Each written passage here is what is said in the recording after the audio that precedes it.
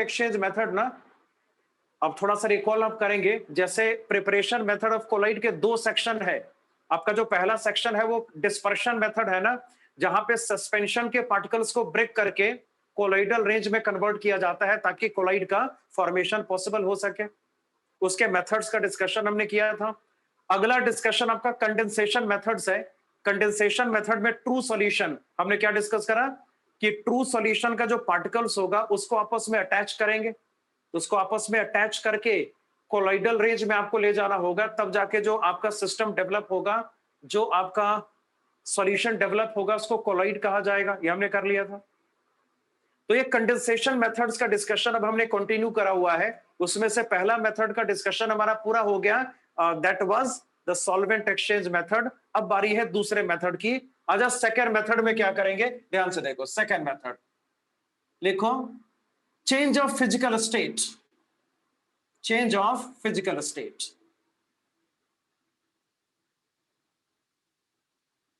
Change of physical state. देखो ध्यान से, कुछ नहीं करना होता इसमें। कई बार मेटल के कोलाइड्स बनाने में इस मेथड का यूज किया जाता है। इसमें करते क्या है मैं आपको बताऊं। जैसे जैसे मरकरी का कोलाइड अगर फॉर्म करना है वाटर में, आपका जो डिस्पर्शन मीडियम होगा वो वाटर होगा, डिस्पर्स्ड फेज आपका मरकरी होगा, सपोज करो ऐसा। तो करते क्या है ना, मरकरी वेपर और वाटर वेपर को एक साथ किसी वेसल में लेते हैं और सीधा सिस्टम को कंडेंस कर देते हैं टेम्परेचर को डिक्रीज करके। तो जब कंडेंस करेंगे टेम्परेचर को डिक्रीज करके, तो आपका सिस्टम लिक्विड स्टेट में कन्वर्ट हो जाएगा और तब जाके कोलाइड का फॉर्मेशन करना पॉसिबल हो जाएगा। तो सिंपल है, वाटर वेपर आपको लेना है, मेटल का वेपर आपको लेना है, उस मिक्सचर को कंडेंस करेंगे। जो मिक्सचर डेवलप होगा उसको जब आप कंडेंस करेंगे तो ऑब्वियस सी बात है जो आपका सिस्टम डेवलप होगा वो कोलाइडल सिस्टम हो जाएगा, ऐसा कुछ। तो इसमें नोट करिए, लिखिए जो मैं लिखा रहा हूं, लिखो the vapours of, write down the vapors of dp and dm, dispersed phase and dispersion medium. The vapors of dp and dm, the vapors of dp and dm are taken as a mixture, are taken as a mixture, are taken as a mixture and condensed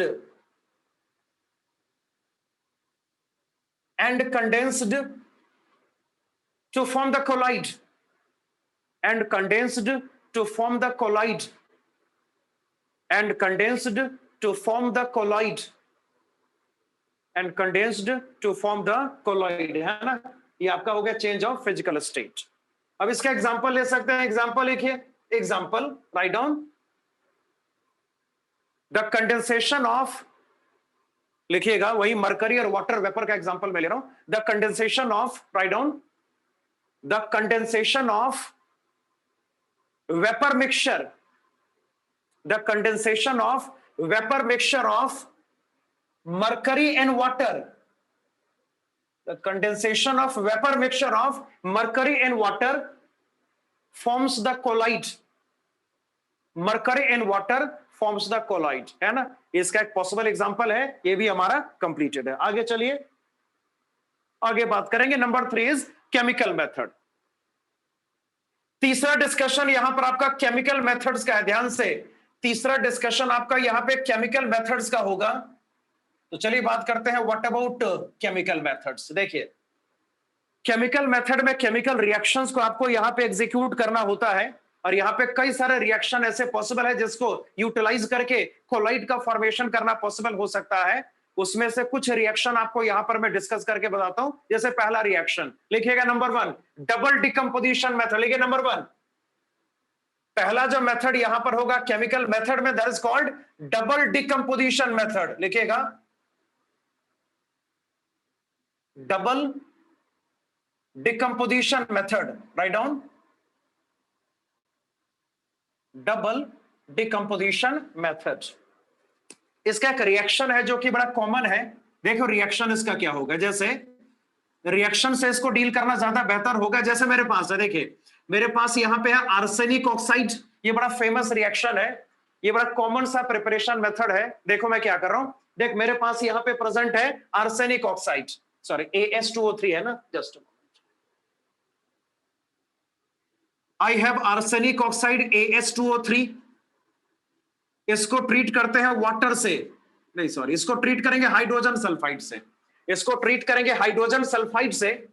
तो formation यहां पर होगा arsenic sulphide का, देख formation यहां पर होगा arsenic sulphide का along विथ वाटर, फॉर्मेशन यहां पे आर्सेनिक सल्फाइड का होगा along विथ वाटर। इसको बैलेंस करें, पता कैसे करेंगे बैलेंस, अगर यहां पे 3 लगा दिया जाए सल्फर बैलेंस हो जाएगा, फिर 3 आपको यहां पर भी अप्लाई करना पड़ेगा, बैलेंस हो गया। ये जो आर्सेनिक सल्फाइड है ना, देखिए ये पूरा रिएक्शन मीडियम वाटर होता है, reaction medium is water, water यहां पे प्रोडक्ट के फॉर्म में भी डेवलप हो रहा है।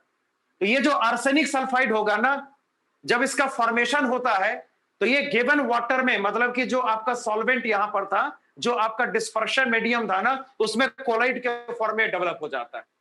तो ऐसे रिएक्शन को डबल डिकम्पोजिशन रिएक्शन कहते हैं। और इस कॉन्टेक्स्ट में अब देखो आर्सेनिक सल्फाइड के कोलाइड का फॉर्मेशन करना पॉसिबल हो गया। तो आपका जो आर्सेनिक सल्फाइड यहां पर है वो कोलाइड के तौर पर है, ये आपका डिस्पर्शन डिस्पर्स्ड फेज है, और वाटर आपका यहां पे करस्पॉन्डिंग डिस्पर्शन मेथड हो जाएगा। क्लियर ना, ये ऐसा करते हैं। चलिए आगे नंबर 2, दूसरा यहां पर होगा ऑक्सीडेशन मेथड, ध्यान से देखिएगा। दूसरा यहां पर क्या, that will be oxidation method. देखिए कई बार ऑक्सीडेशन करा के, है ना, कई बार ऑक्सीडेशन करा के कोलाइड का फॉर्मेशन करना पॉसिबल होता है। तो जैसे मैं एग्जांपल यहां पर आपके सामने रख रहा हूं, इसको ध्यान से देखिए। जैसे जैसे एग्जांपल इसका ले सकते हैं, जस्ट अ मोमेंट, हाँ भाई, एग्जांपल इसका हो सकता है हाइड्रोजन सल्फाइड ले लो, एक मिनट, जो प्लस SO2, हाँ जी प्लस SO2 करा दो, हाइड्रोजन सल्फाइड प्लस SO2,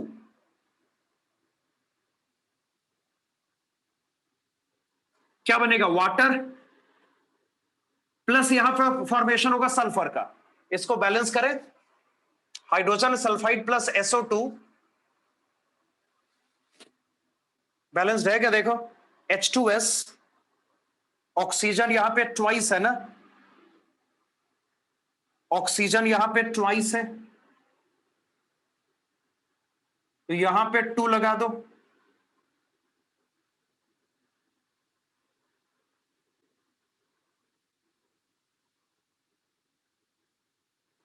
फिर यहां पे भी 2 लगा दो, देख बैलेंस हुआ, 4 हाइड्रोजन 4 हाइड्रोजन, ठीक है, 2 ऑक्सीजन 2 ऑक्सीजन, 2 सल्फर यहां पर है, सॉरी कितना हो गया सल्फर बता, 3 सल्फर यहां पे 3 सल्फर कर दो, देख बैलेंस हुआ। तो हाइड्रोजन सल्फाइड को जब SO2 से ट्रीट करते हैं ना, तो सोचना सल्फर से हाइड्रोजन बाहर निकाला, सल्फर का स्टेट यहां पे -2 है, यहां पे सल्फर का स्टेट क्या है, 0। तो यहां पे सल्फर इन वाटर, सल्फर आपका डिस्पर्स्ड फेज होगा, वाटर आपका यहां पे डिस्पर्शन मीडियम हो जाएगा, और कोलाइड का फॉर्मेशन करना पॉसिबल हो जाएगा। तो अक्सर ऑक्सीडेशन मेथड यूज करके, अक्सर ऑक्सीडेशन मेथड यूज करके कोलाइड का फॉर्मेशन करना पॉसिबल हो जाता है। तीसरा मेथड यहां पर होगा जिसको रिडक्शन मेथड कहते हैं। कई बार रिडक्शन हम कराते हैं, कई बार रिडक्शन हम कराते हैं, और तब जाके कोलाइड का फॉर्मेशन करना पॉसिबल हो जाता है। कई बार रिडक्शन हम कराते हैं, तब जाके कोलाइड का फॉर्मेशन करना पॉसिबल होता है। जैसे मान लो मेरे पास यहां पे गोल्ड क्लोराइड है AuCl3, इसको ट्रीट करेंगे किससे, SnCl2 से ट्रीट करो, टिन डाइक्लोराइड से ट्रीट करो, ये बनाता है SnCl4, प्लस यहां पे बनेगा, यहां पे गोल्ड अलग हो जाता है, रिएक्शन मीडियम वाटर है, गोल्ड जो यहां पे बनेगा वो वाटर में कोलाइडल रेंज में रहता है, ये बात यहां पर है, मतलब रिएक्शन होगा, ये वाला रिएक्शन पॉसिबल होगा, और गोल्ड के कोलाइड का फॉर्मेशन करना पॉसिबल हो जाएगा, क्योंकि रिएक्शन मीडियम वाटर है। ध्यान से, रिएक्शन मीडियम आपका वाटर है, तो आपका गोल्ड यहां पे डिस्पर्स्ड फेज है, वाटर आपका डिस्पर्शन मीडियम है, ऐसा कुछ करेंगे। इसको बैलेंस कर भाई, चल भाई इसको बैलेंस कैसे करोगे?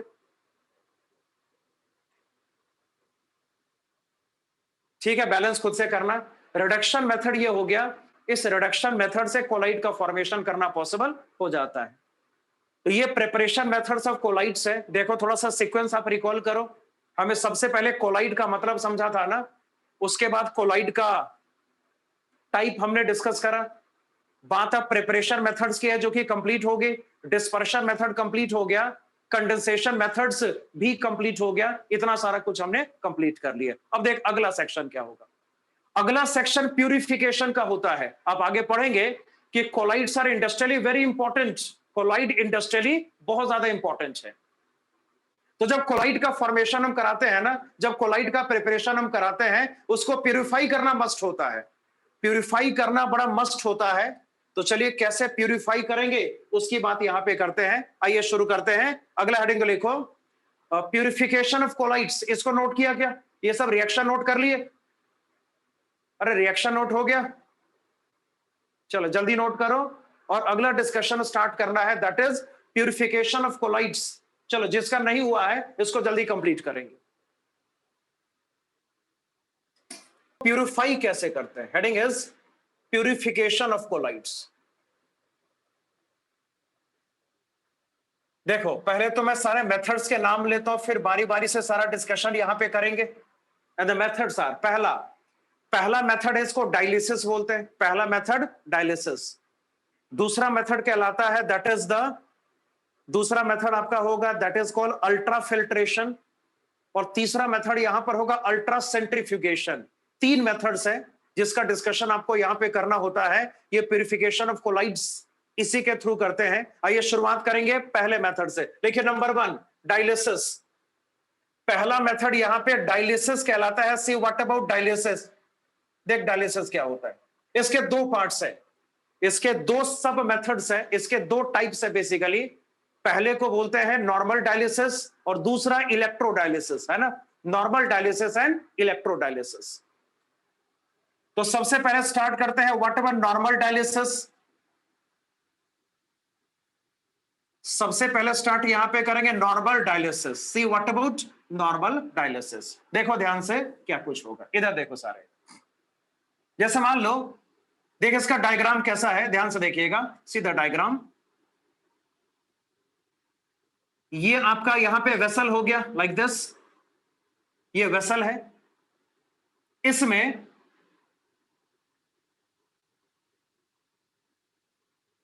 एक और इनर वेसल इस तरीके से अटैच करते हैं। ये जो इनर वेसल है, ये पार्चमेंट पेपर का बना वेसल होता है, जिससे होके कोलाइडल पार्टिकल का पास होना पॉसिबल नहीं होता है।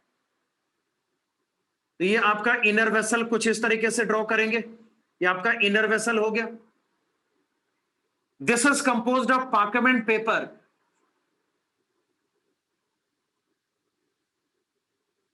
This is composed of parchment paper.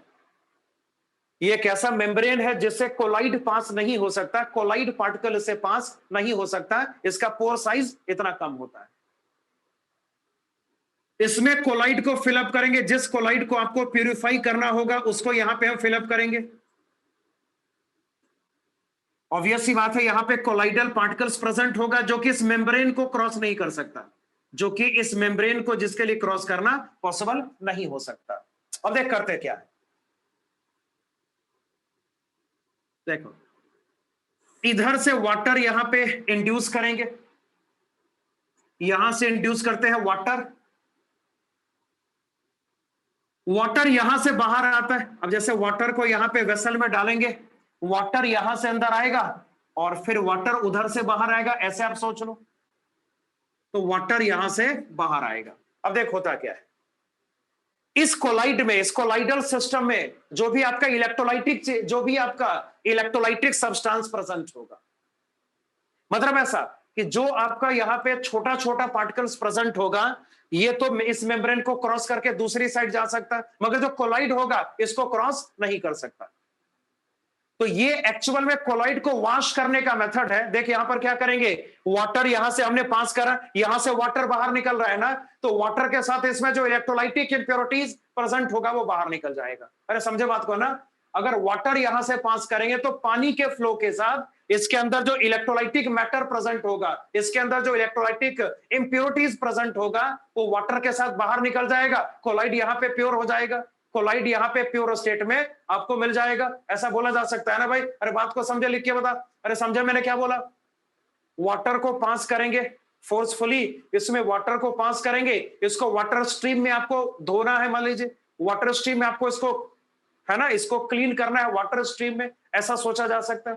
तो वाटर यहां से आएगा, वाटर यहां से बाहर जाएगा, तो जो इलेक्ट्रोलाइटिक मैटर यहां पे प्रेजेंट है एज इम्प्योरिटी, ये इस वाटर फ्लो के साथ, वाटर स्ट्रीम के साथ बाहर निकल जाएगा। इतना यहां पे हम कह सकते हैं। इसी प्रोसेस को नॉर्मल डायलिसिस कहा जाता है।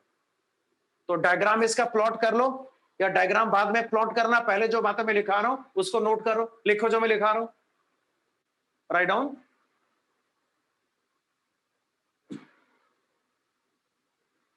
The colloid is taken. The colloid is taken in a vessel of. A colloid is taken in a vessel of parchment paper. The colloid is taken in a vessel of parchment paper. In a vessel of parchment paper. In a vessel of parchment paper.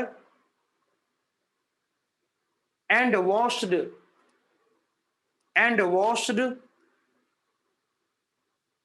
in the stream of water, and washed in the stream of water, and washed in the stream of water, in the stream of water, full stop.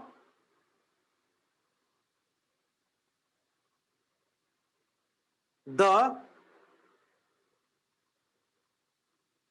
soluble impurities, the soluble impurities,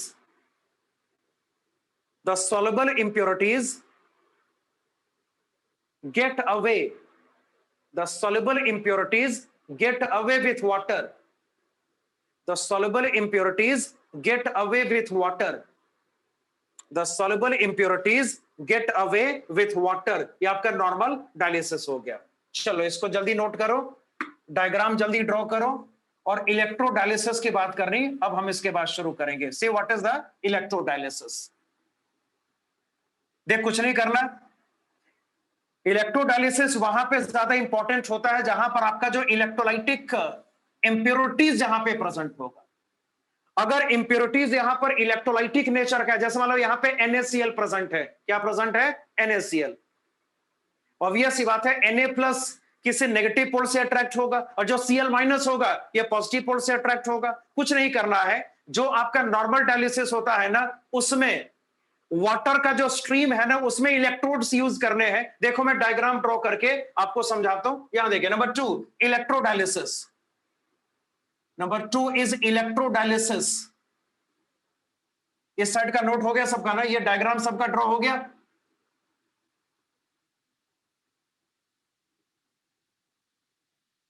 electrodialysis से what about electrodialysis, कुछ खास आपको यहां पे नहीं करना है। Same diagram को हम रिपीट करेंगे, देखो ध्यान से, सेम डायग्राम को रिपीट करना है, नथिंग इज डिफरेंट। थोड़ा सा फर्क है, वो आपको यहां पे आराम से दिख जाएगा। अब बस यहां देखिए, ये वेसल हो गया, ठीक है ना, इसके अंदर पार्कमेंट पेपर के साथ जैसे पिछले डायग्राम में था वैसा यहां पर भी इसको ड्रॉ करेंगे।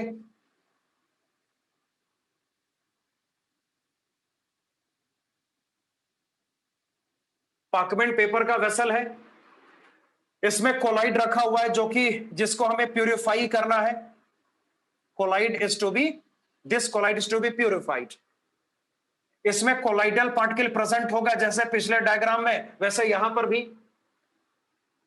अब देखिए यहां पे स्पेशल क्या होगा मैं बताऊं, जैसे यहां से वाटर को सिस्टम में इंड्यूस करेंगे और वाटर का फ्लो यहां से बाहर आएगा, ऐसा सोचा जा सकता है। अब देख करना क्या है, इस वेसल में आपको यहां पर ऐसा दो इलेक्ट्रोड्स अटैच करना होता है, समथिंग लाइक दिस।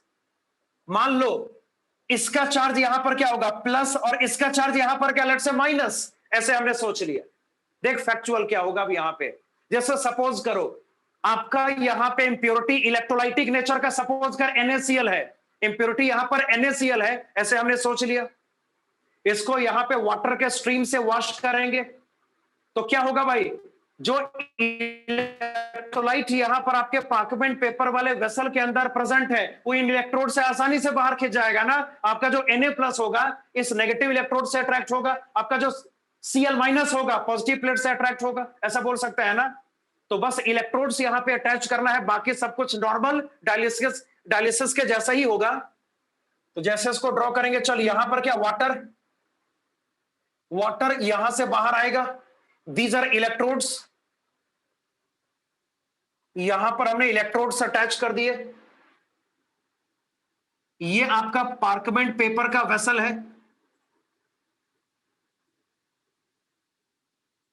ये पार्कमेंट पेपर का वेसल यहां पर है, सबको देख रहा है ना। तो वाटर यहां से पास करेंगे, इलेक्ट्रोलाइट्स जो आपके इस कोलॉइड में एज इंप्योरिटीज प्रेजेंट है वो इलेक्ट्रोड से अट्रैक्ट होगा, तो इलेक्ट्रोलाइट यहां से आसानी से बाहर निकल जाएगा और ये जो आपका कोलॉइड है वो आसानी से प्यूरिफाई हो जाएगा। ऐसा कुछ यहां पे बोला जा सकता है ना, सिंपल यही आपको करना है। तो चलो इंप्योरिटी पेपर को पास करेगी, बिल्कुल करेगी, जो इंप्योरिटी सॉल्युबल है वो आसानी से पेपर को पास करेगी ना। ये पार्कमेंट पेपर है जिससे होके कोलॉइड पास नहीं हो सकता, मगर जो ट्रू सॉल्यूशन के पार्टिकल्स है आसानी से पास हो सकते हैं। क्लियर ना। अब इसके नीचे आपको लिखना पड़ेगा सब कुछ। ये डायग्राम जल्दी से ड्रॉ करो, डायग्राम जल्दी से प्लॉट करो, फिर इसके नीचे कुछ आपको लिखना भी पड़ेगा। चलो plot the diagram first.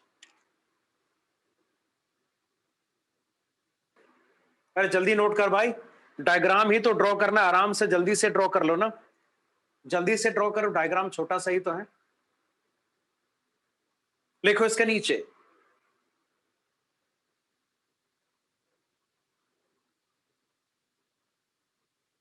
Write down the electrodes present in the water stream, the electrodes present in the water stream, the electrodes present in the water stream attracts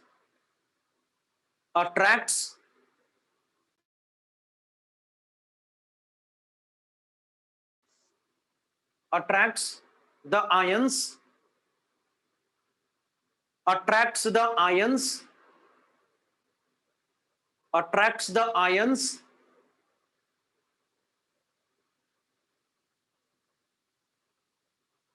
present in the colloids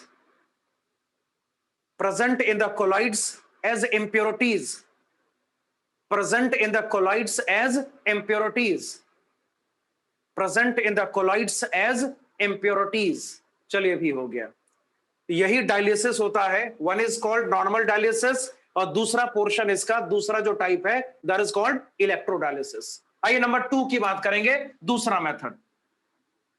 दूसरा method यहां पे ultra filtration.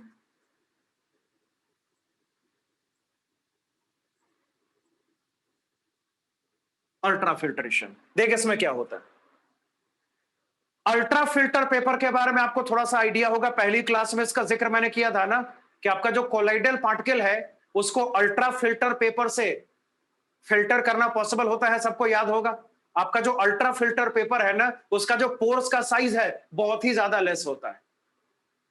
तो ये normal filtration process है using ultra filter paper. मतलब क्या होगा भाई कि जैसे आपके पास कोलाइडल सिस्टम है उसको अल्ट्रा फिल्टर पेपर से पास करेंगे तो जो आपका डिस्पर्शन मीडियम होगा उसके पार्टिकल्स उससे पास हो जाएंगे, जो कोलाइड का पार्टिकल होगा, जो डिस्पर्स्ड फेज का पार्टिकल होगा उससे पास नहीं होगा। इस तरीके से कोलाइड का सेपरेशन करना पॉसिबल हो सकता है ना। हाँ भाई समझे बात को ना। फिर से देख, अगर हमारे पास कोई कोलाइडल सिस्टम है जिसमें क्या क्या हो सकता है भाई, कोलाइडल पार्टिकल प्रेजेंट होगा, यानी कि डिस्पर्स्ड फेज प्रेजेंट होगा, डिस्पर्शन मीडियम प्रेजेंट होगा और सॉल्युबल इंप्योरिटीज प्रेजेंट होगा, ऐसा बोल सकते हैं ना। उसको पास करेंगे अल्ट्रा फिल्टर पेपर से। आपका जो अल्ट्रा फिल्टर पेपर है उसे कोलाइड पास नहीं हो सकता, मगर आपका जो डिस्पर्शन मीडियम है उसके पार्टिकल पास हो सकते हैं। आपका जो सॉल्युबल इंप्योरिटीज है, जो डिसॉल्व्ड इंप्योरिटीज है, उसको भी पास करना पॉसिबल है ना, मगर आपका जो कोलाइड होगा वो फिल्टर आउट हो जाएगा, उसको हम पास अल्ट्रा फिल्टर पेपर से नहीं कर सकते। तो अगर किसी कोलाइडल सिस्टम को अल्ट्रा फिल्टर पेपर से पास कराते हैं ना, तो कोलाइडर पार्टिकल आपके फिल्टर पेपर पे ही रह जाता है।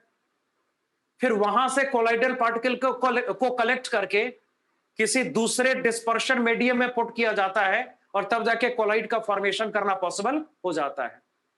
तो अगर एक कोलाइड में इंप्योरिटी प्रेजेंट है, उससे कोलाइडल पार्टिकल का सेपरेशन करेंगे, उसको प्योर डिस्पर्शन मीडियम में मिक्सअप करेंगे और जो प्योर कोलाइडल सिस्टम होगा उसको डेवलप कर लेंगे। उसको क्या करेंगे भाई? डेवलप कर लेंगे। इसको अल्ट्रा फिल्ट्रेशन कहते हैं। ये हो गया फिनिश। ऐसे कुछ करना है तो एक लाइन इसके अंदर नोट करिए, लिखिए। नोट कर भाई, इसके नीचे एक लाइन नोट करो। The colloids are filtered, the colloids are filtered, the colloids are filtered through an ultra filter paper, an ultra filter paper, an ultra filter paper, ultra filter paper, ultra filter paper, to separate the colloids, to separate the colloid, to separate the colloid from dispersion medium, to separate the colloid from dispersion medium and impurities, from dispersion medium and impurities, from dispersion medium and impurities, full stop। अब देखो, the collected colloidal particles, the collected, लिख रहे हो सारे ना, the collected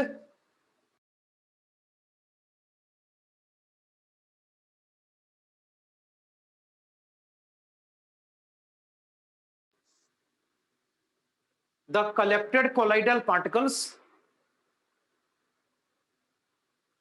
the collected colloidal particles are mixed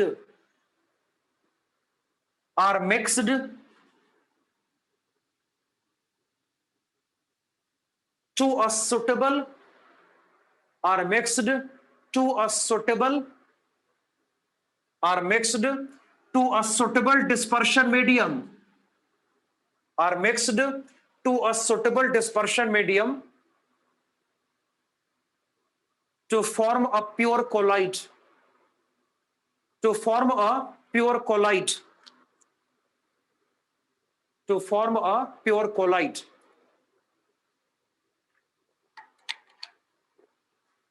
ठीक, लिखो number 3, ultra centrifugation. तीसरा मेथड प्यूरिफिकेशन का अल्ट्रा सेंट्रीफ्यूगेशन है। Start with ultra centrifugation, start with ultra centrifugation. देख सिंपल, ये पहली क्लास की बात है, आपको शायद याद होगा कि कोलाइड को हम सेंट्रीफ्यूज कर सकते हैं। सबको याद है? लिख के बोल, है ना। जब सेंट्रीफ्यूगेशन का मतलब स्पिन करना होता है ना। जब कोलाइड को हम, जैसे जब कोलाइडल सिस्टम को सेंट्रीफ्यूज किया जाता है तो आपका जो कोलाइडल पार्टिकल है वो बॉटम पे डिपॉजिट हो जाता है ना। ये सबने पढ़ा हुआ है। तो बस कुछ नहीं करना, कोलाइडल पार्टिकल में इंप्योरिटीज प्रेजेंट है, उसको हटाने का तरीका, कोलाइड को बाहर निकाल लो, दैट्स अ पॉसिबिलिटी ना। देखो उसके लिए क्या करेंगे, कोलाइडल सिस्टम को सेंट्रीफ्यूज करेंगे। आपका जो कोलाइडल पार्टिकल होगा, ध्यान से, आपका जो कोलाइडल पार्टिकल होगा वो सेंट्रीफ्यूज के बॉटम पे डिपॉजिट हो जाएगा। फिर वहां से उसको बाहर निकाला जा सकता है और किसी सुटेबल डिस्पर्शन मीडियम में पुट करके एक प्योर कोलाइड का फॉर्मेशन करना पॉसिबल हो सकता है। ऐसा कुछ आपको यहां पे करना पड़ेगा। तो चलिए इस बात को नोट करिए। नोट दिस पॉइंट, लिखिएगा। The colloids are centrifuged, the colloids are centrifuged, the colloids are centrifuged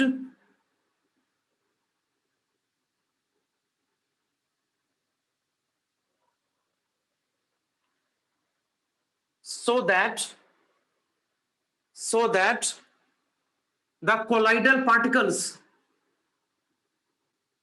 so that the colloidal particles are deposited, colloidal particles are deposited, colloidal particles are deposited at the bottom, deposited at the bottom, deposited at the bottom, are deposited at the bottom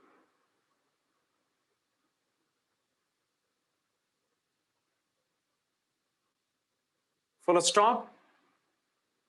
अब लिखो, these particles are separated, these particles are separated,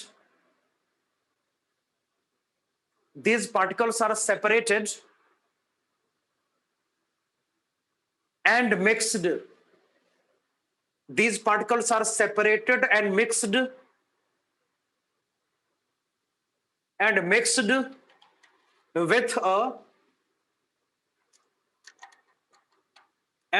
with a suitable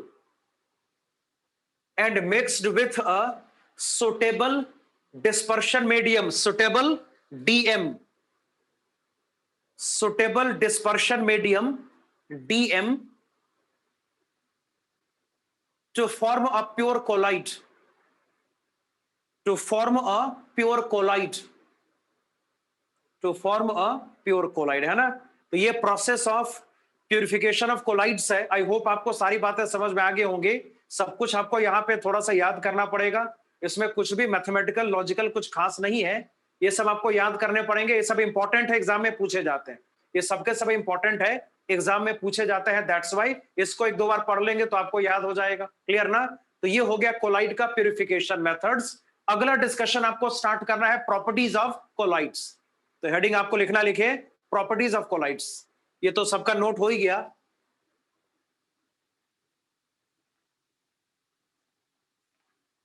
start the heading, properties of colloids.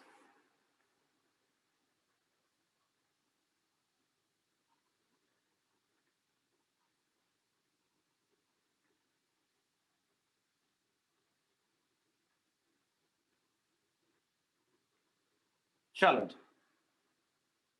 Properties of colloids. देख इसमें क्या करना है,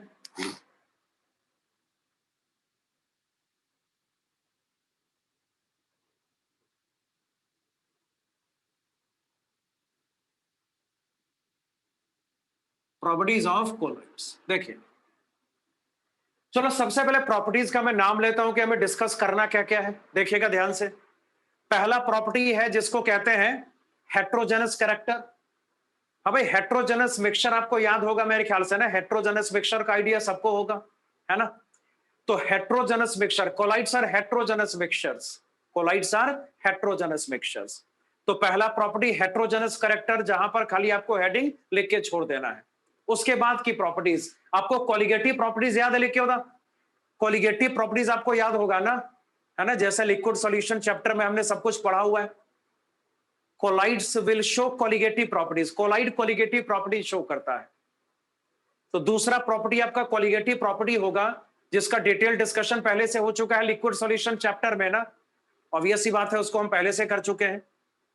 उसके बाद बारी आएगी ऑप्टिकल प्रॉपर्टीज की, उसके बाद डिस्कशन आपको करना होगा काइनेटिक प्रॉपर्टीज का, देन इलेक्ट्रोकाइनेटिक प्रॉपर्टीज का। ऐसे कुछ एक प्रॉपर्टीज है जो कि आपको जानने पड़ेंगे। तो शुरुआत करते हैं सबसे पहली प्रॉपर्टी से, हेडिंग लिखो हेट्रोजेनस नेचर। लिखिए नंबर 1, हेट्रोजेनस नेचर।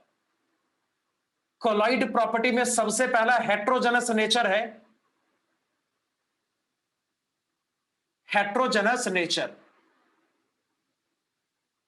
भाई ये हेट्रोजेनस मिक्सचर होता है, colloids are heterogeneous mixture. Colloids क्या होगा भाई? आपका हेट्रोजेनस मिक्सचर होगा।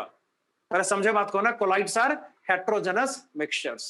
अब हेट्रोजेनस मिक्सचर क्या होता है, मैं थोड़ा सा आपको रिकॉल करा दूं। जहां पे मैटर का डिस्ट्रीब्यूशन नॉन यूनिफॉर्म होता है ना, उसको हम हेट्रोजेनस मिक्सचर कहते हैं। Colloids are heterogeneous mixture, simple. पहला पॉइंट कंप्लीट हो गया। नंबर 2 लिखिए, कॉलिगेटिव प्रॉपर्टीज। कोलाइड में कॉलिगेटिव प्रॉपर्टीज प्रेजेंट होता है। इसका भी डिस्कशन आपको यहां पे तो नहीं करना है ना, ये सब हम कर चुके हैं पहले से। कॉलिगेटिव प्रॉपर्टीज, हाँ भाई, टोटल 4 टाइप की कॉलिगेटिव प्रॉपर्टी पॉसिबल है ना, सबको याद है। RLVP, elevation of boiling point, depression of freezing point, at last osmotic pressure. आपको शायद याद होगा, सबको याद है ना। तो जो ट्रू सॉल्यूशन में कॉलिगेटिव प्रॉपर्टीज हमें नजर आता है ना, वैसा ही कॉलिगेटिव प्रॉपर्टी हमें कोलाइड्स में भी नजर आता है। ये सारा डिस्कशन पहले से हो चुका है, तो कुछ डिस्कशन यहां पे आगे आपको नहीं करना है, बस एक पॉइंट आपको यहां पे लिखना है और आगे बढ़ जाना है। देखिए नंबर 3, हाँ, तीसरा डिस्कशन आपको यहां पे करना पड़ेगा। तीसरा डिस्कशन बहुत इंपॉर्टेंट है, heading is optical properties. Heading दो, ऑप्टिकल प्रॉपर्टीज। और एक बहुत स्पेशल प्रॉपर्टी का डिस्कशन आपको यहां पे करना होता है, that is called Tyndall effect. एक प्रॉपर्टी है, एक इफेक्ट है जिसको टिंडाल इफेक्ट कहते हैं। अब इसका क्या मतलब होगा देखिएगा ध्यान से, पहले कुछ बातें मेरी सुन लो। यहां देख सारे, लाइट का डिस्पर्शन, सबने डिस्पर्शन पढ़ा होगा ऑप्टिक्स में ना, डिस्पर्शन सबने ऑप्टिक्स में पढ़ा हुआ है। ध्यान से मेरी बात सुनना। देखो, जब पार्टिकल का डायमेंशन और लाइट का वेवलेंथ कंपेरेबल होता है, तब जाके लाइट का डिस्पर्शन पॉसिबल होता है ना। इन जनरल अगर बात करें, किसी भी कोलाइडल पार्टिकल का जो डायमीटर होता है ना, वो विजिबल लाइट के वेवलेंथ के आसपास होता है, उसके कंपेरेबल होता है। वो क्या होता है बोल? विजिबल लाइट के वेवलेंथ के कंपेरेबल होता है, ऐसा कुछ। इसका मतलब सिंपल है कि आपका जो कोलाइडल पार्टिकल होगा वो लाइट को डिस्पर्स कर सकता है ना भाई। आपका जो कोलाइडल पार्टिकल होगा वो लाइट को डिस्पर्स बिल्कुल कर सकता है। एक एग्जांपल लेते हैं, ध्यान से देखिए होता क्या है। अगर हमारे पास ट्रू सॉल्यूशन प्रेजेंट है, ट्रू सॉल्यूशन का मतलब नॉर्मल सॉल्यूशन, जो हमने लिक्विड सॉल्यूशन चैप्टर में पढ़ा हुआ है। अगर हमारे पास कोई ट्रू सॉल्यूशन प्रेजेंट होता है ना, उसमें जो पार्टिकल का साइज है, याद करें पहली क्लास, उसमें जो पार्टिकल का साइज होगा लेस देन 1 नैनोमीटर होगा, ये हमने पढ़ा था ना। उसमें जो पार्टिकल का साइज होगा लेस देन 1 नैनोमीटर होगा। ये इतना छोटा साइज है ना, ये इतना छोटा डायमीटर है कि ये डायमीटर से आपका जो लाइट होता है वो डिस्पर्स नहीं होता। इस डायमीटर के कारण से, इस डायमीटर से लाइट को डिस्पर्स करना पॉसिबल नहीं है, क्योंकि ये जो डायमीटर है विजिबल लाइट के वेवलेंथ के रिस्पेक्ट में बहुत ज्यादा लेस है। मगर अगर हम कोलाइडल पार्टिकल्स की बात करें, उसका जो डायमेंशन है ना, उसका जो साइज होता है, वो आमतौर पे विजिबल लाइट के वेवलेंथ से कंपेरेबल होता है। तो जहां पे पार्टिकल डायमेंशन विजिबल लाइट के वेवलेंथ के कंपेरेबल होगा, वहां पे लाइट का डिस्पर्शन पॉसिबल होगा। ये सब आपने फिजिक्स में पढ़ा होगा। उसी बात को यहां पर आपको अप्लाई करना है। देखो ध्यान से क्या हो सकता है।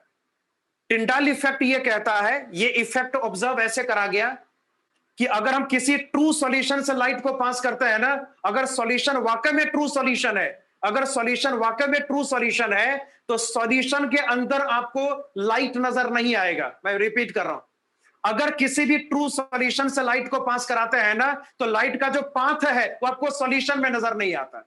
लाइट का पाथ आपको सॉल्यूशन में नजर नहीं आएगा। ऐसा इसीलिए क्योंकि सॉल्यूशन में जो पार्टिकल्स प्रेजेंट होता है वो लाइट को डिस्पर्स नहीं कर सकता। क्यों नहीं कर सकता? लिख के बोल, बता तो, लाइट को डिस्पर्स को क्यों नहीं कर सकता? लिख के बता तो, क्या बोला मैंने? लिख के बता।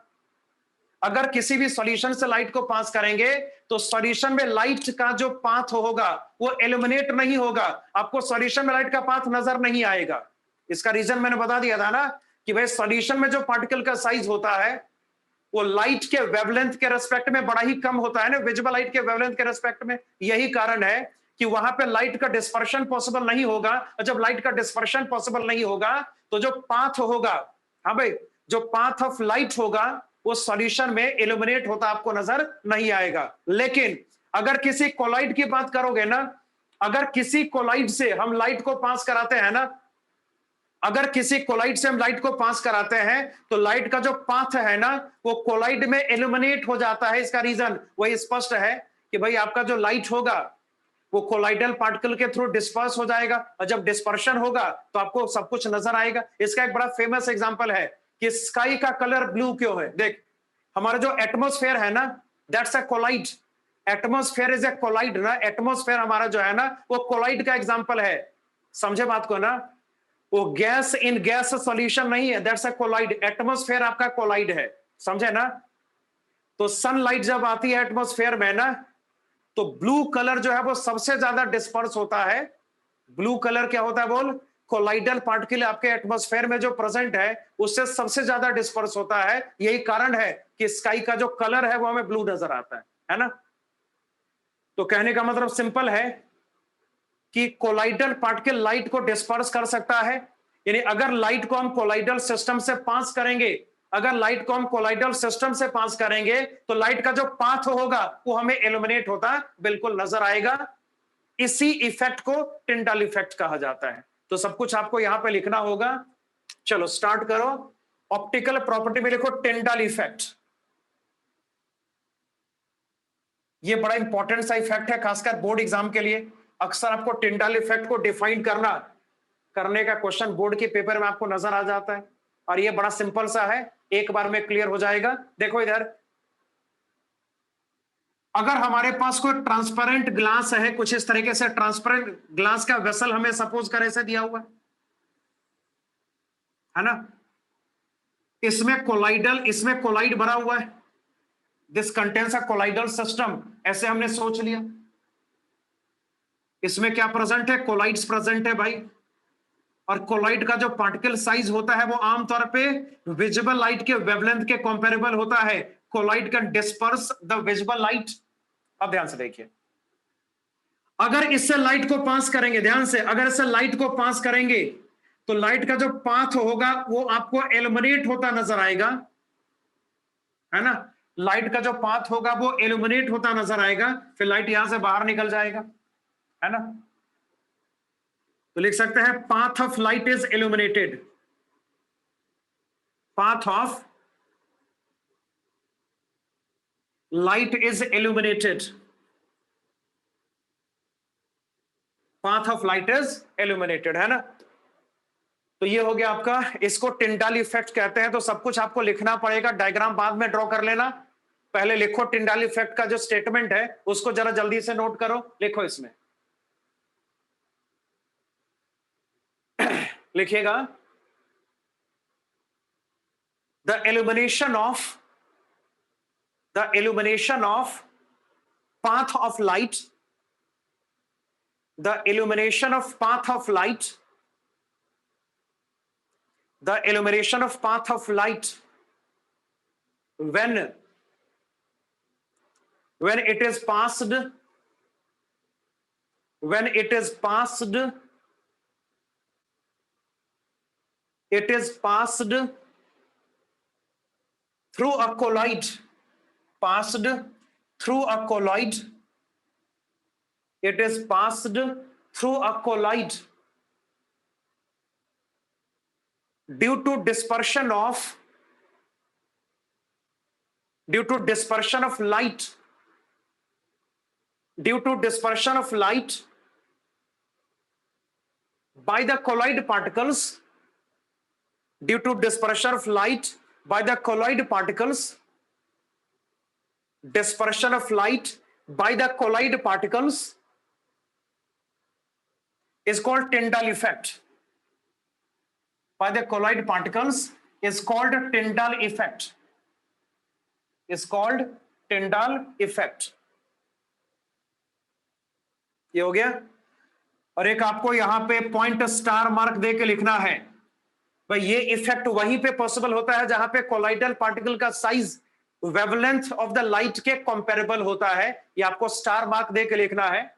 हर कोलाइडल सिस्टम में डिस्पर्शन पॉसिबल होगा, हर कोलाइडल सिस्टम में ये इफेक्ट पॉसिबल होगा, ऐसा बिल्कुल नहीं है। जैसे मैंने बात करी थी ना कि भाई वहां पे जो साइज ऑफ पार्टिकल है वो कैसे होता है, बताता हूं। मतलब पार्टिकल का साइज मैंने कुछ बताया था ना, अगर पार्टिकल बहुत छोटी साइज का होगा, अगर पार्टिकल बहुत छोटी साइज का होगा, याद है 1 to 100 नैनोमीटर, अब याद है लिख के बोल, 1 to 100 नैनोमीटर मैंने बात करी थी इसके बारे में।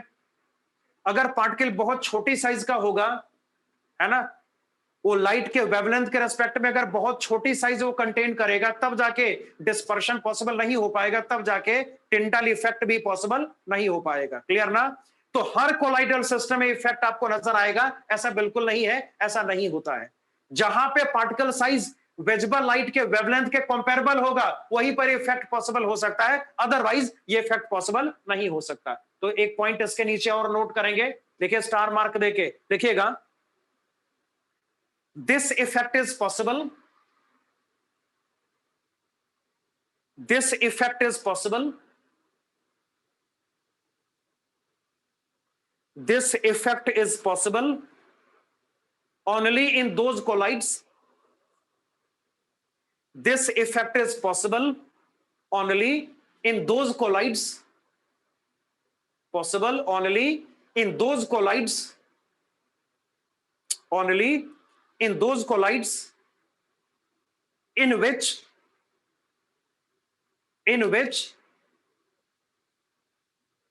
the diameter of particles, in which the diameter of particles, in which the diameter of particles is comparable to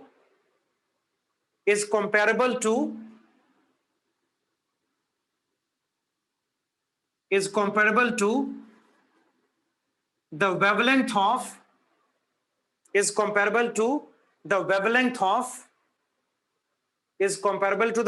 of the light used, is comparable to the wavelength of the light used, है ना? ये हो गया आपका optical properties में टिंटाली effect, जो कि आपको याद रखना है, खासकर बोर्ड एग्जाम में ये अक्सर पूछा जाता है। आइए नंबर 4 की बात करेंगे। Number 4 is kinetic properties. लिखिए नंबर 4 काइनेटिक प्रॉपर्टीज।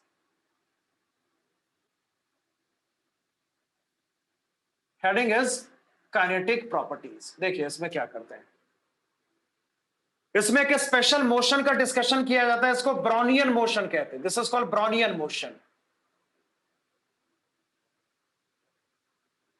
एक स्पेशल मोशन का डिस्कशन आपको यहां पे करना है, that is called Brownian motion. देख ब्राउनियन मोशन होता क्या है, सिंपल, यहां ध्यान से देख। जब किसी भी कोलाइडल सिस्टम में कोलाइडल पार्टिकल के पाथ को, कोलाइडल पार्टिकल के मूवमेंट को जब स्टडी करा जाता है ना, तो movement will be a straight zigzag motion, straight line zigzag motion, ऐसा कुछ। देखिए जैसे अगर ये कोई कोलाइडल पार्टिकल आपके सिस्टम में किसी भी कोलाइड में प्रेजेंट है ना, तो अगर इसके मोशन को स्टडी किया जाए, अगर इसके मोशन को स्टडी करा जाए, इसके मोशन को जब स्टडी करा गया तो पाया गया कि इसका जो पाथ होता है वो इरेगुलर और स्ट्रेट लाइन जिगजैग मोशन होता है। मतलब ऐसा कि ये जो पार्टिकल होगा वो क्या होगा, तुरंत आपको यहां पे इधर मूव करके यहां जाएगा, फिर ये हो सकता है मूव करके यहां चला जाए, फिर मूव करके सपोज कर यहां पर आ जाएगा, फिर पार्टिकल यहां पर आ जाएगा, फिर पार्टिकल यहां पर आ जाएगा। ऐसे ये रैंडम जिगजैग मोशन हमेशा शो करता नजर आता है। जब किसी कोलाइड को स्टडी करते हैं, कोलाइडर पार्टिकल के मूवमेंट को स्टडी करते हैं, तो ऐसा रैंडम जिगजैग मोशन आपको नजर आता है। इसी मोशन को हमेशा ब्राउनियन मोशन कहते हैं। This is called Brownian motion. अब इस मोशन का एक्सप्लेनेशन क्या होगा उसकी बात हम यहां पे करेंगे, पहले काम करो, इसका स्टेटमेंट नोट करो। डायग्राम भी ड्रॉ करना है, डायग्राम बाद में ड्रॉ करना, पहले स्टेटमेंट इसका नोट करो भाई। Note the statement of Brownian motion. लिखना स्टार्ट करो। लिखिए the random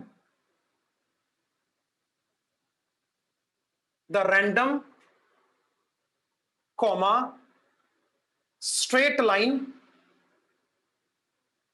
the random straight line zigzag motion,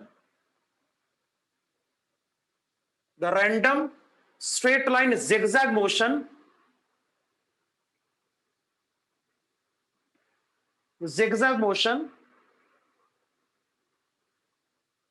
of a colloidal particle, of a colloidal particle, of a colloidal particle, of a colloidal particle in a colloidal system, colloidal particle in a colloidal system, colloidal particle in a colloidal system is called Brownian motion, is called Brownian motion, is called Brownian motion. इसका explanation क्या होगा, ध्यान से, see the explanation of Brownian motion, see the explanation of Brownian motion, देखिएगा ध्यान से, कुछ नहीं, मतलब ये आपका कोलाइडर पार्टिकल हो गया, सपोज करो, ऑब्वियस ही बात है, ये कहां पर होगा, ये तो डिस्पर्स्ड फेज में होगा ना भाई, कोलाइडल पार्टिकल कोलाइडल सिस्टम में प्रेजेंट होगा, ये डिस्पर्स्ड फेज में प्रेजेंट होगा, सॉरी ये डिस्पर्शन मीडियम में प्रेजेंट होगा, बोलेंगे ये तो डिस्पर्स्ड फेज है ना, ये प्रेजेंट होगा डिस्पर्शन मीडियम में। जैसा मान लो आपका पार्टिकल प्रेजेंट है वाटर में, कहां प्रेजेंट है, वाटर में, आपका जो डीएम है वो वाटर है, ऐसे हमने सोच लिया। और आपको पता होगा कि लिक्विड का मॉलिक्यूल्स हमेशा रैंडमली मूव करता रहता है ना, तो अगर यहां पे वाटर आपका डिस्पर्शन मीडियम होगा तो वाटर का मॉलिक्यूल्स उसको बार बार हिट करेगा, बोले ऐसा होगा, वाटर का मॉलिक्यूल्स उसको बार बार हिट करेगा ना, दैट्स अ पॉसिबिलिटी, फिर हो सकता है ना भाई, वाटर का मॉलिक्यूल्स उसको बार बार हिट करेगा, इसमें कोई शक की बात नहीं, हो सकता है ऐसा। तो यहां पे जो कोलिजन होगा वो अक्सर, ये जो कोलिजन होता है वो कह सकते हैं अनसिमेट्रिकल कोलिजन होता है। अनसिमेट्रिकल कोलिजन का मतलब देखो ध्यान से, किसी इंस्टेंट पे हो सकता है कि दो वाटर मॉलिक्यूल्स को इधर से हिट कर रहा हूं, हाँ भाई, दो वाटर का मॉलिक्यूल्स को सपोज करो इधर से हिट कर रहा, ये आपका डिस्पर्शन मीडियम के पार्टिकल्स है, और चल एक वाटर मॉलिक्यूल सपोज कर इसको इधर से हिट कर रहा है, दैट्स अ पॉसिबिलिटी, एक वाटर मॉलिक्यूल इसको यहां से हिट कर रहा है, ये हो सकता है ना। तो क्या होगा, आपका जो ये जो कोलाइडल पार्टिकल होगा वो इधर मूव करेगा ना भाई, यहां पर आएगा, आपका कोलाइडल पार्टिकल सपोज कर यहां पर आ गया, इस कोलिजन के कारण से भाई इधर से दो पार्टिकल हिट कर रहा है, उधर से एक हिट कर रहा है, मान लो पार्टिकल यहां पर आ गया, जब पार्टिकल यहां पे पहुंचेगा तो ये और भी कोलिजन फेस करेगा ना भाई, आपके पास डिस्पर्शन मीडियम के बहुत सारे पार्टिकल्स होंगे, ट्रिलियंस ऑफ पार्टिकल्स आपके पास होंगे जो डिस्पर्शन मीडियम में होंगे, डिस्पर्शन मीडियम के होंगे, तो आपका जो डिस्पर्शन मीडियम का पार्टिकल होगा, सपोज करो अगेन वो इसको यहां से ऐसे हिट कर देता है, मतलब बार बार कोलिजन होगा, और इस कोलिजन के कारण से आपका जो कोलाइडल पार्टिकल होगा ऐसे रैंडमली स्ट्रेट लाइन मोशन में मूव करता रहेगा, ये इसका प्रॉपर एक्सप्लेनेशन हो गया। तो आपको करना क्या है, ये डायग्राम ड्रॉ करो, एक्सप्लेनेशन का डायग्राम ड्रॉ करो, फिर इसका जो स्टेटमेंट होगा इसको सबसे लास्ट में नोट करेंगे। चलो भाई दोनों डायग्राम जल्दी कंप्लीट करो, लिखो।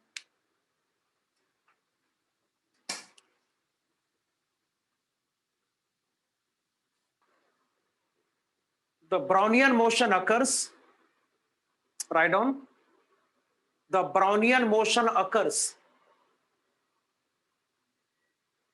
the Brownian motion occurs due to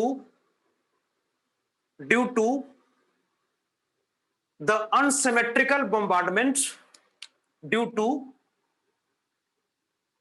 the unsymmetrical bombardment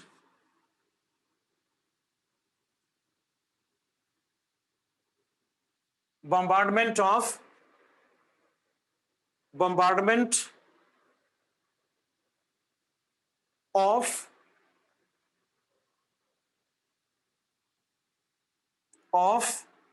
colloidal particle,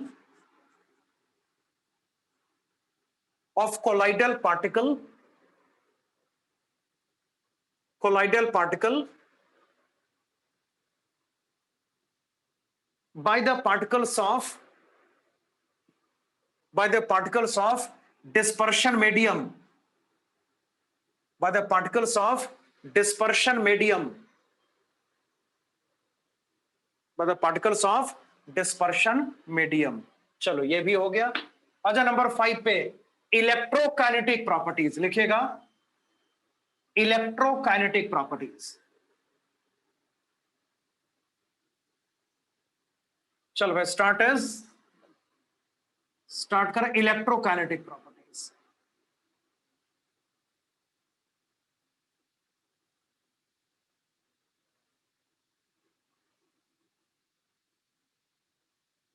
देखो इधर इसका डिस्कशन तो आगे करेंगे, पहले एक छोटा सा नोट इसके अंदर आपको लिखना पड़ेगा। नोट है, लिखिएगा नोट में, occurrence of charge, occurrence of charge, occurrence of charge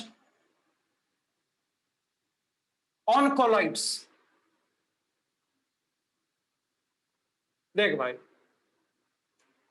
अक्सर जो कोलाइडल पार्टिकल्स होता है ना, अक्सर जो कोलाइडल पार्टिकल्स होता है वो चार्ज्ड होता है। क्या होता है भाई? वो चार्ज्ड होता है। इसके कुछ रीजंस हैं जो कि आपको समझने पड़ेंगे। आप याद करिए, पेप्टाइजेशन आपको याद है? पेप्टाइजेशन एक प्रोसेस मैंने बताया था ना आपको ये छुट्टियों से पहले। Peptization preparation method of colloid में, डिस्पर्शन मेथड में पेप्टाइजेशन का डिस्कशन किया था, आपको याद है?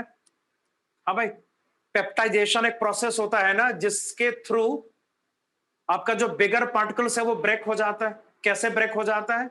क्योंकि जिस सब्सटेंस से, जिस आयन से पार्टिकल बना हुआ है ना, वही पार्टिकल मतलब वही सरफेस उसी आयन को बाहर से एब्जॉर्ब करने की कोशिश करता है, और उस एब्जॉर्प्शन के कारण से आपके सरफेस पे चार्ज अपीयर हो जाता है। उस चार्ज के चलते आपका जो कह सकते हैं कि आपका जो सस्पेंशन का पार्टिकल्स है वो डिसोसिएट होके कोलाइड्स में कन्वर्ट हो जाता है। ये हमने पढ़ा हुआ था, ये डिस्कशन हुआ, आपको याद होगा। अरे सबको याद है ना? तो चल उसके अकॉर्डिंग बात करेंगे। तो कोलाइड्स के ऊपर चार्ज का अकरेंस का रीजन क्या है? तो रीजन यहां पे लिखो, इसका मैं रीजन नोट करो, बाकी अगली क्लास में करेंगे। बस एक लाइन नोट करो, फिर मैं खत्म कर रहा हूं। देखिए इसका reason, this occurs due to selective adsorption।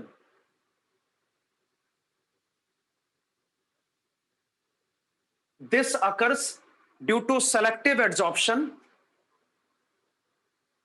This occurs due to selective adsorption of ions. Selective adsorption of ions on the surface of colloids। चलो इसका डिटेल एक्सप्लेनेशन अगली क्लास में, फिलहाल मैं क्लास खत्म कर रहा हूं, है ना? इसका डिटेल्ड एक्सप्लेनेशन अगली क्लास में करेंगे। अभी मेरी दूसरी बैच में क्लास है, तो फिर अगली बार इसको यहां से एक्सप्लेन करते हैं, फिर आगे प्रोसीड करेंगे, है ना? चलो भाई।